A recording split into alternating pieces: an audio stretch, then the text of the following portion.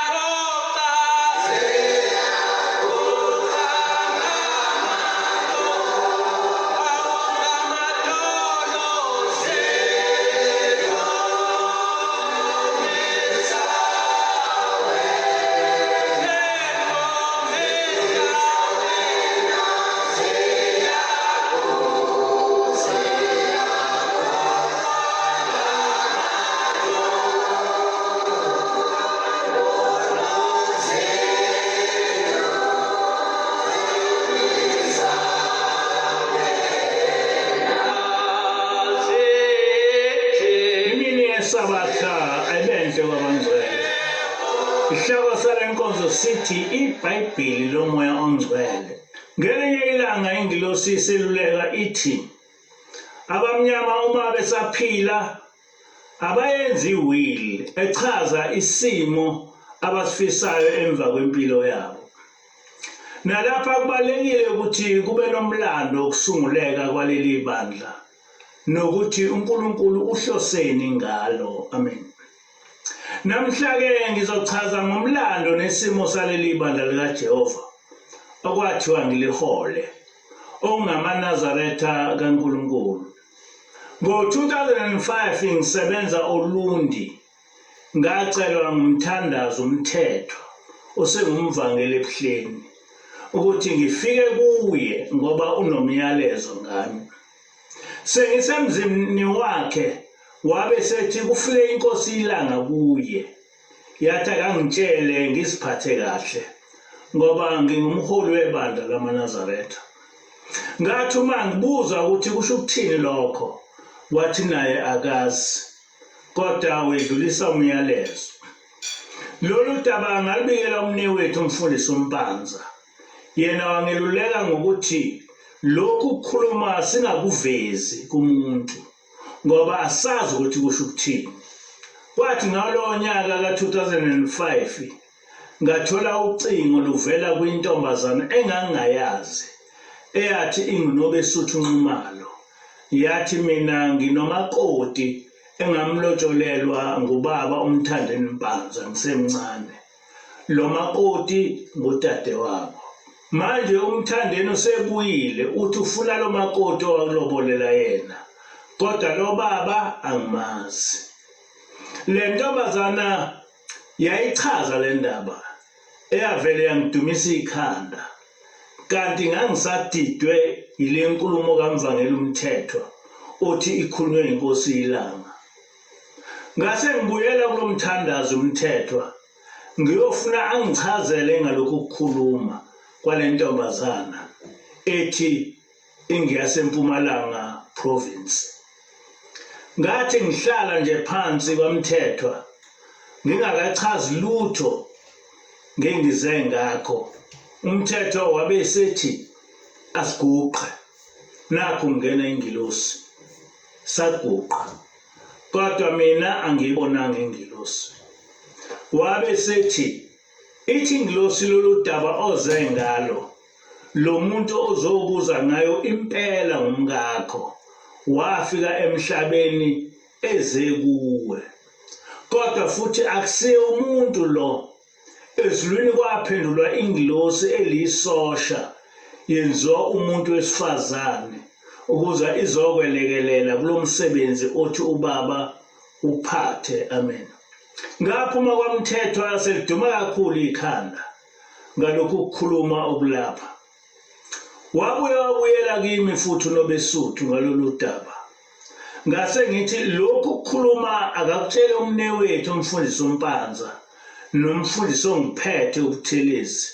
Mina konke ngokuzwa ngabo ngoba mina angimuzwa ukuthi uthini.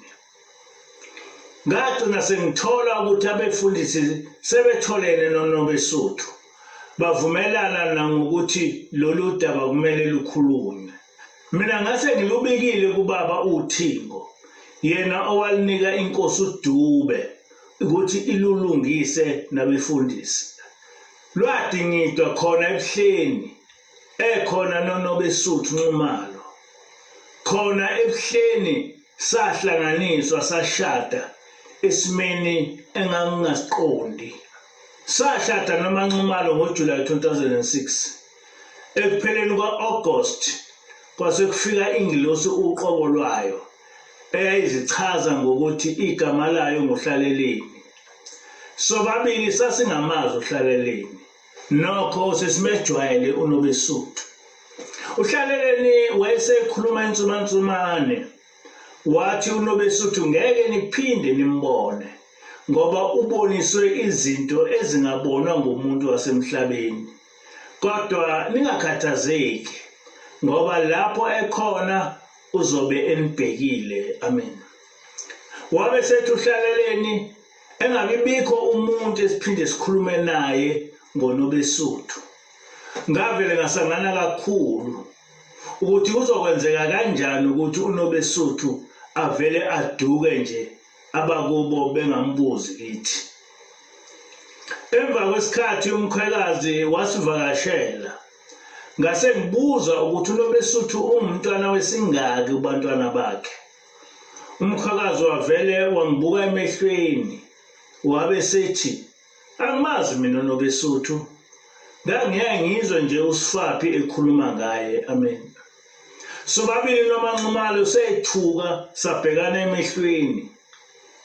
Saxakeka ukuthi ngoba uManxumalo ukhule ephathwa nguNobesuthu azi ukuthi ngudade wabo omdala, manje usethini umkhwekazi uma ethi akamazi uNobesuthu.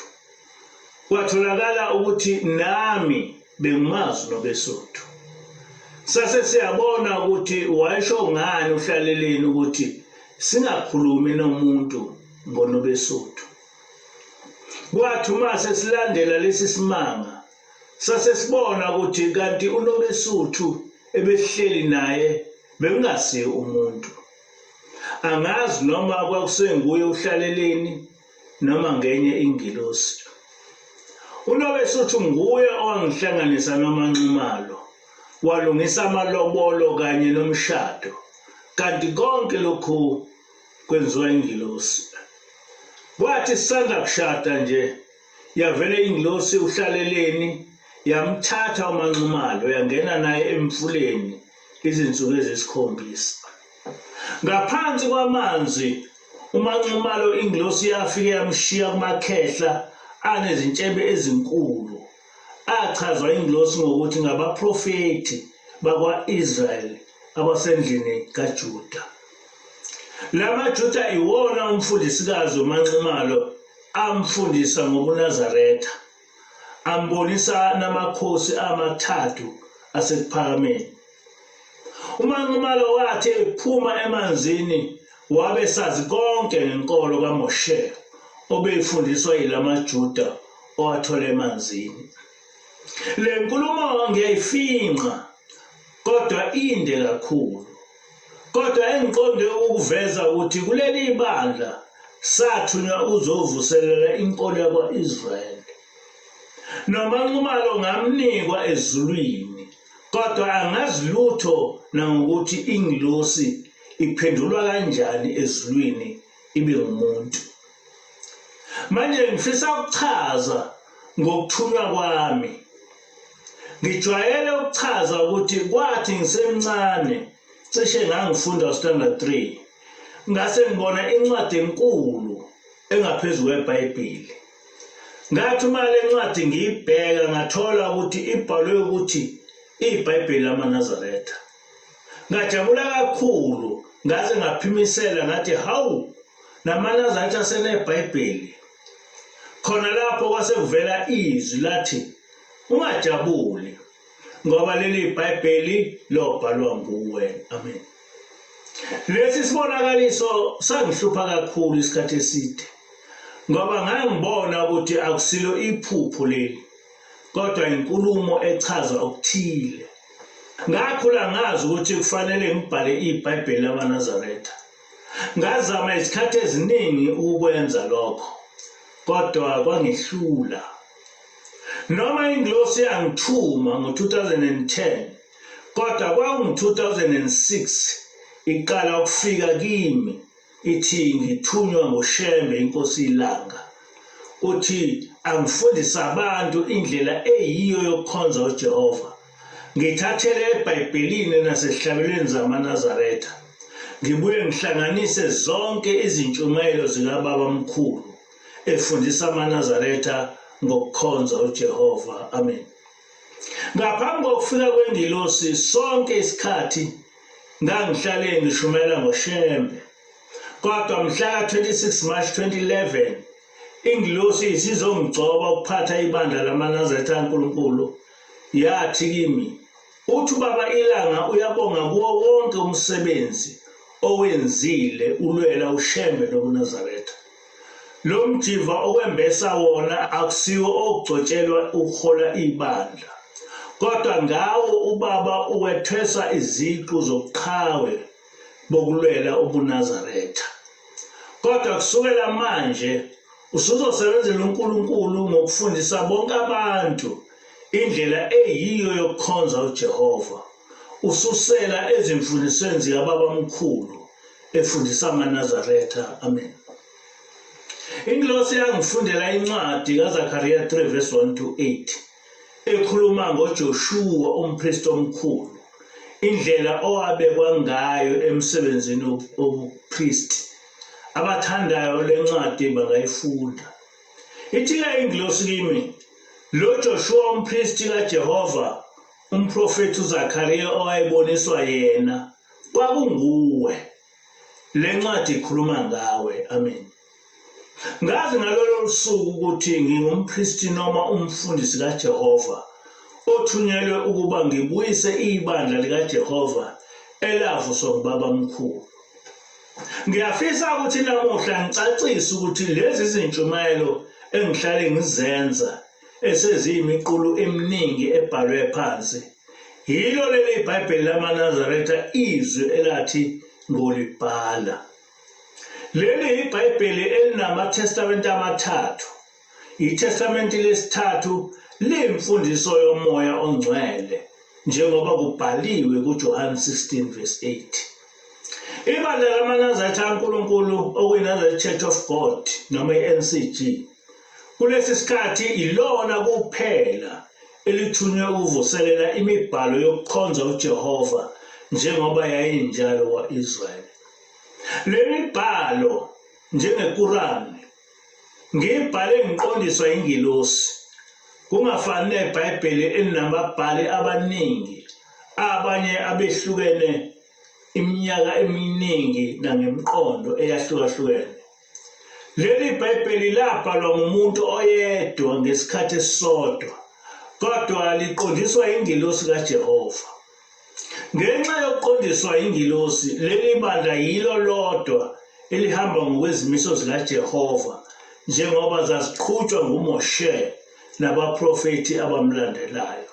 Into enjalo angeke uyithole kwamanye amaNazaretha nakwezinye izinkolo. Uthi ubaba ilanga zonke izinto ziyokwedlula, kodwa ayikho into ezobanhle njengobuNazaretha emhlabeni. Amen. Lapha uShembe wayeqondise kumaNazaretha ahamba ngomthetho kaJehova, njengoba wayehlisela kithi ngoMoshe.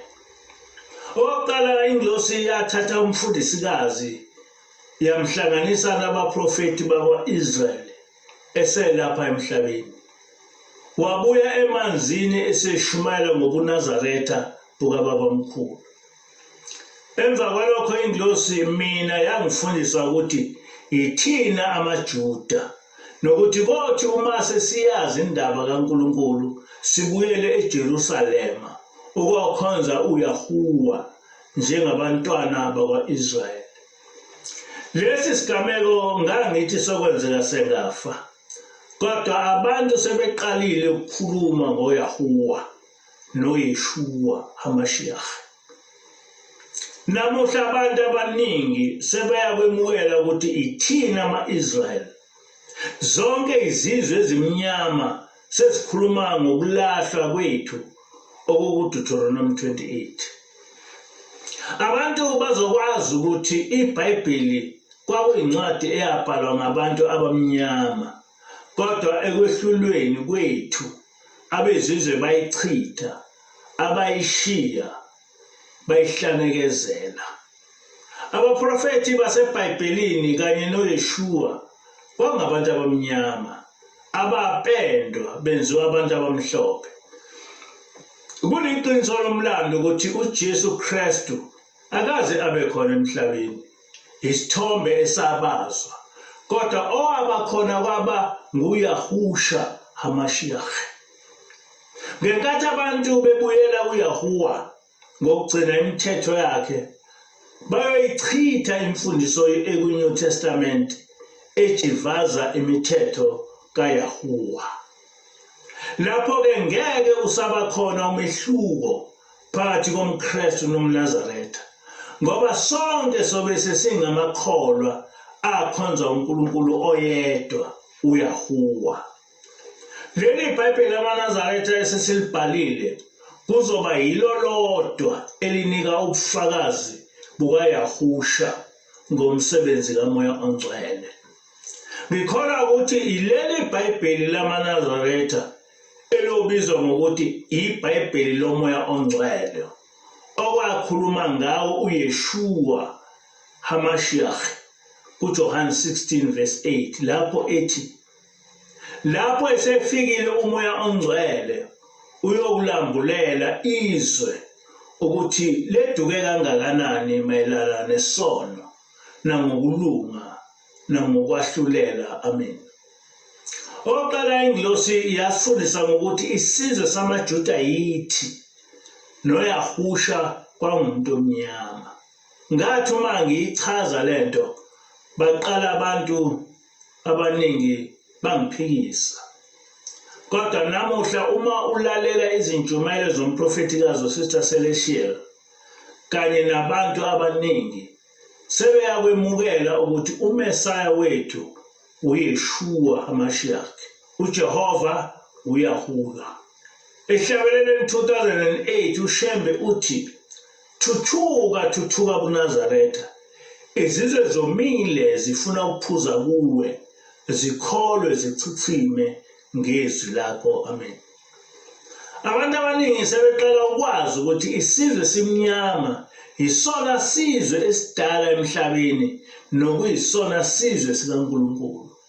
Ukuthi iAfrika yaphendula yabhekiswa phansi, iGibhithe yayise-South Africa, mina ngaqala ngakuzwa ngeNkosi iLanga nokuthi oMoshe babe lapha eSouth Africa. Sakufundiswa iNkosi iLanga eyazi yasikhombisa iziza zabo. Ngiyafisa ukusho ukuthi i-NCG libandla likhethwe ezulwini kuzoqondiswa kuNazaretha. Alifani namaNazaretha kumbe nezinye izinkolo. Alikho ibandla elasungulwa ingilosi ngaphandle kwamaNazaretha kaNkulunkulu. Kwagcina emandulo kwa-Israyeli ukuthi ingilosi yehle ezulwini ize emhlabeni uzofundisa abantu indlela eyiyo yokukholwa okubheke ezulwini. Kuzo zonke izinkolo njengamanje abantu bakhonza umuntu bethi nguye uNkulunkulu. Kodwa kithi ingilosi yakuphika lokho. Yathi asilandele ukukholwa okwalethwa kithi nguYahuwa ngoMoshe. Kwaqhutshwa ngabaprofeti bakwa-Israyeli kuze kufike kuYashuwa. Bavuselelwa ngumprofeti Izrashele, inkosi yesizwe.